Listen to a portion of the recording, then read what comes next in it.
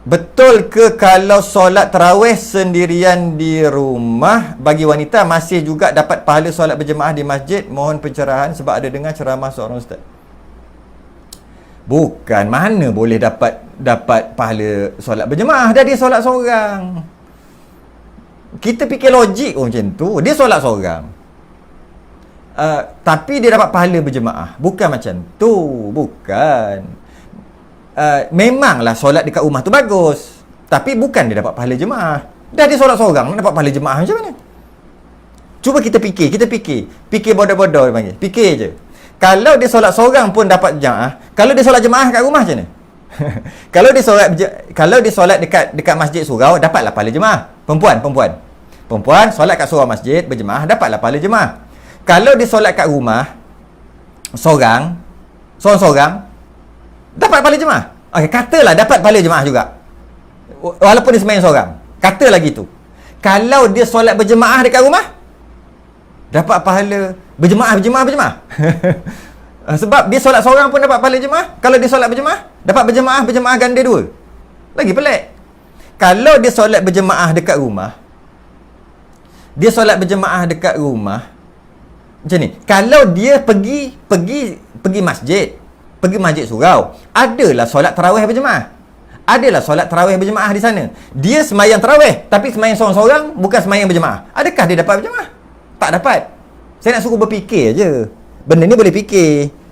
Fikir je, benda boleh fikir sendiri. Dia pergi masjid surau, ada solat berjemaah tarawih. Dia semayang kat belakang seorang-seorang tarawih, tak ikut jemaah. Adakah dia dapat pahala jemaah? Tak dapat. Sebab dia tak niat berjemaah, sebab dia tak berjemaah. Sebab dia semayang seorang walaupun di masjid, maka dia dapatlah pahala semayang seorang sebab dia tak masuk dalam jemaah. Okey. Kalau dia masuk dalam jemaah, maka dapatlah pahala jemaah di masjid surau. Macam tu juga kat rumah. Dekat rumah, kalaulah dia semayang seorang, dapat pahala seorang lah.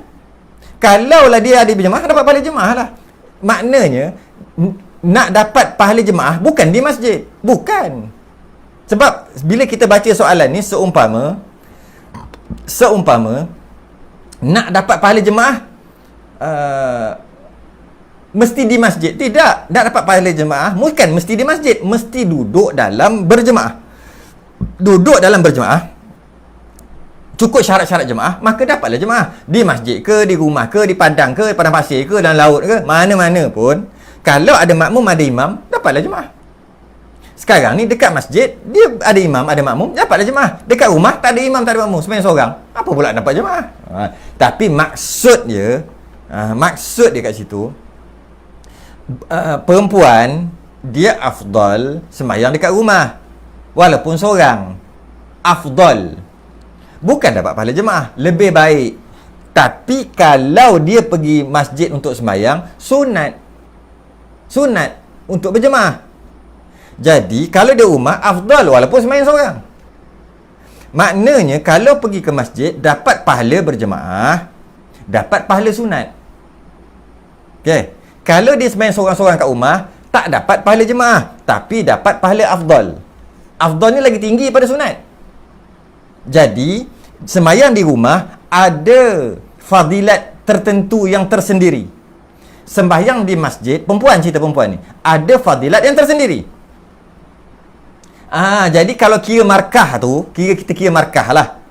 Sembahyang di masjid dapatlah 100 markah. Kalau berjemaah di masjid tarawih dapat 100 markah. Kalau dia sembahyang kat rumah dapat 100 juga, walaupun seorang.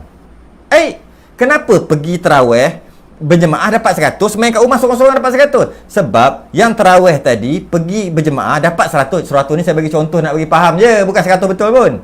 Kerana dia dapat pahala 27, dia dapat pahala duduk dalam masjid, dia dapat pahala macam-macam, dia pergi masjid, kelebihan-kelebihan masjid, maka dapat, jadi gabungannya 100. Kalau dia sembahyang kat rumah seorang-seorang, dapat pahala 1 bab sembahyang seorang, tapi dapat pahala afdal. Afdal tu besar pahala sehingga sampai 100 juga jadi.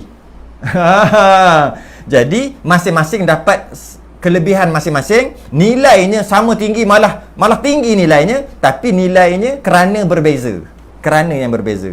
Tak dapat pahala jemaah, tapi pahala tinggi juga sembahyang kat rumah.